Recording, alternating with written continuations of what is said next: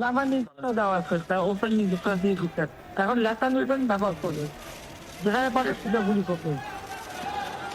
এটি ফাঁস হওয়া একটি ফোন কল যেখানে 2024 সালের আন্দোলনের সময় বিক্ষোভকারীদের উপর প্রাণঘাতী অস্ত্র ব্যবহারের নির্দেশ দিচ্ছেন শেখ হাসিনা।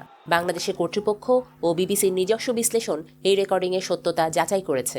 এই রেকর্ডিংয়ে কোনো ধরনের পরিবর্তন করা হয়নি। জাতিসংঘের হিসেবে গত বছর বাংলাদেশে শিক্ষার্থীদের সরকার বিরোধী বিক্ষোভের সময় 1400 মানুষ মারা গেছেন। শিক্ষার্থীরা সরকারি চাকরিতে কোটার বিরোধিতা করে বিক্ষোভ শুরু করে, কিন্তু পুলিশ সহিংসতার সাথে বিক্ষোভ দমনের চেষ্টা করে। শিক্ষার্থীদের ঢালাওভাবে আটক করা হয়।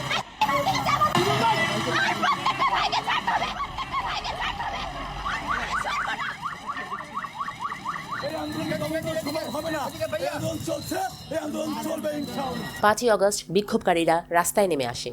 তারা প্রধানমন্ত্রীর বাসভবনের দিকে মার্চ করতে থাকে। ঢাকার একটি গুরুত্বপূর্ণ প্রবেশপথ যাত্রাবাড়িতে পুলিশ তাদের থামানোর চেষ্টা করে।